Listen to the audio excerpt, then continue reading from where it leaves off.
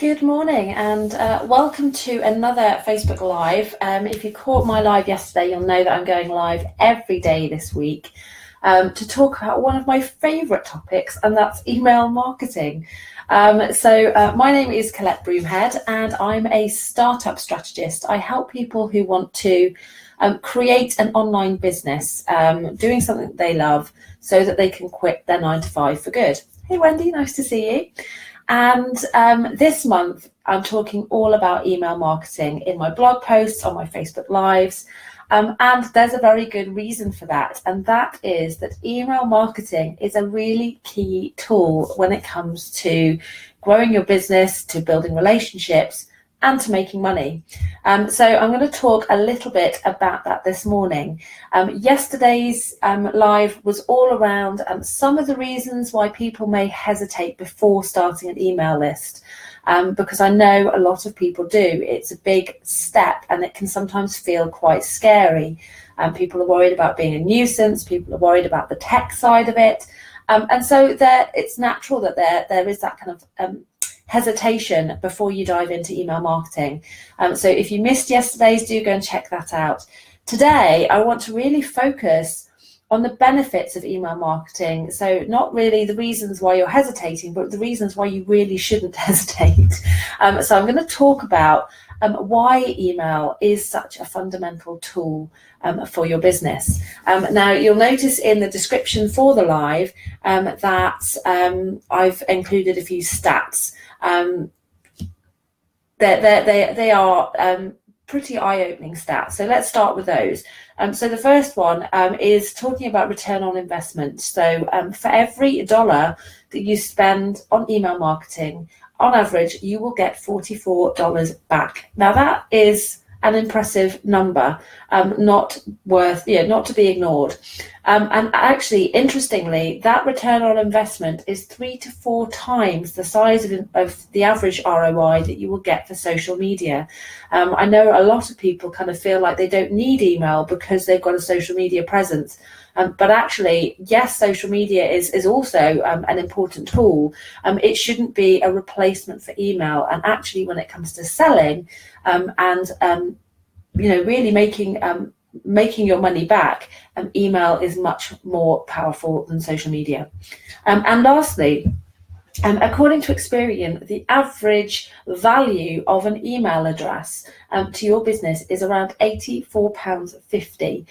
So again, not to be ignored. So those are some really eye-opening stats I wanted to include. But now let's kind of really chat about why is email so impactful? Why does it make such a big difference? So let's talk about the place it has in the customer journey, because email plays a really key role in the journey that your customers go on before they buy from you. So the customer journey is really an explanation of the journey that we all go on before we buy something from a business. And you may have heard of the know, like, and trust factor. And that's essentially what that journey is. First of all, we need to know that a business exists in the first place. In order to buy from them, we have to know that they're there. Fairly fundamental fact. So that's know. Then we have to like the company. We have to feel a connection with them in order to kind of hang around and learn more about them. So you've got the like factor. And then lastly, in order to actually part with our hard-earned cash, we need to trust them. We need to trust that they're going to deliver on their promise. We need to trust that they're going to give the value that we're paying for. So that's the know, like, and trust factor. Now, if you've heard of a sales funnel, and you may well have heard of it, a sales funnel is essentially a tool or a process that you put into your business which funnels, not a very nice word, but let's say encourages people through that journey. So if you think about the top of the sales funnel, this is where where people are discovering that you exist. So that may be through blog content or videos, your podcasting, it may be through guest posting, it may be through social media, and it's basically where you're putting out free content that's of value to your ideal clients so that they can discover you. So that's how they get to know that you exist. So that is the first step of the sales funnel. The next step is to encourage people through that content and through some clear calls to action, through an enticing lead magnet, onto your email list. And that is the next key step of a sales funnel. And the reason for that is, when someone signs up for your email list, what they're saying to you is they know that you exist because they're signing up for your email list. They like you enough to sign up for your email list. They're basically saying, yes, I'm happy to hear more from you. I'm interested in what you've got to say. And while it may be only a small amount of trust at this stage, they do trust you enough to give you their email address. So they're giving you that small sign of trust as well. And so that's a really strong signal. And what you know about these people at this point is that they are a warm audience. They're not people who are completely new to your business, who don't yet know, like, or trust you. They have already got to that stage of their relationship with you where, yes, they do know and like you, and they trust you a little bit as well. Maybe not enough to buy from you yet, but the signs are good. They're going in the right direction.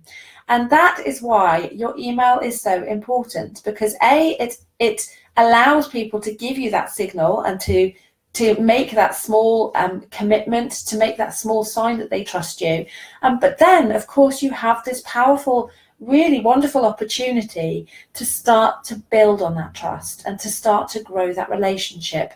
So through email, you can then really help them to get to know you better. And there's so much you can do. You can tell them more about yourself. You can give them a bit of background. You can help them to know you as a person. However that looks like, it will depend on your brand and what you want people to see and to perceive you as a brand. So it may be that you want to tell them more about your family, perhaps, or more about your interests and your passions. You'll want to tell them about the background to your business. Why did you set up your business? What is it you're trying to achieve? What strong beliefs do you have that have brought you to this point where you have got this business? And all of that, of course, builds trust, because the more people know about you, the more people can connect with you, the more they're going to trust you. It gives you an opportunity to add more value, to give them more fantastic free content. So whether that be, a weekly email to let them know that you've published a new blog post, or it might be that you just want to put value into the email itself. However that looks, it gives you an opportunity to build that, build your credibility and to give more value and to, again, add trust and really build that relationship with those customers. There's so much else that you can do with email. I've written some notes. Let me remind myself what else you can do with your email. Pardon me.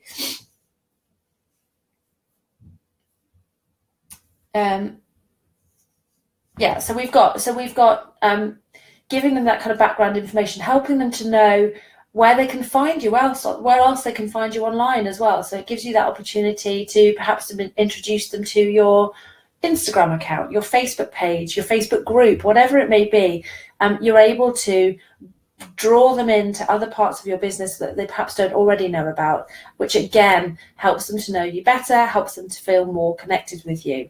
Now, on the other side of the coin, what it might do is actually help them to realize that actually they don't like you that much, that actually all this information that you're giving them and all this kind of background knowledge and all this other stuff may actually help them decide that actually, no, you're not for them, and they don't feel that connection. And the more they see, actually, the less connected they feel with you.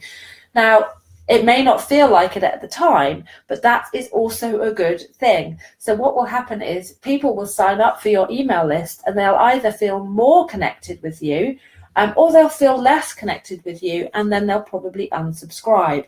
And while someone unsubscribing, especially when you're just starting your email list, feels really painful and really hard, it's actually a really good thing, because what you're doing is you're filtering out the people who aren't your ideal clients. So they may have an interest in your niche, which is why perhaps they signed up in the first place, but they don't have that connection. They don't share, they don't align with your brand, they don't align with you, and so they're not actually your ideal clients. And so by filtering them out, it means that you're talking to people who truly are your ideal clients, and those are the people who of course are much more likely to buy from you. So when the time comes, your email comes into play again, and you are able to let those people know about the products and services that you have on offer. Now, aren't those people who have now been through that process, who have built that relationship and that connection with you, so much more likely to buy from you than just some random stranger off the street who doesn't even know who you are? You see how important it is. It really does help to build that relationship, to grow that trust. Now, of course, yes, there are other ways you can do that, but none so effective, and the stats can speak for that, as email. And you can use it alongside other tools. Things like Facebook Live are also a great way to help people feel connected with you, because they can see your face. They can see you as a person, and all of that good stuff. So yes, there are definitely other tools that will help you to do that, but nothing will reach people in the same way that email does, because the number of people that you can contact through your email list, especially as you start to grow it, will be far more than those that you can reach through a social media post, even a Facebook Live, which gets more reach than a normal post. So I hope that's helped you to really understand. Hi, it's lovely to see a few other people have joined. Hello, lovely to see. Hi, some comments there. Thanks so much.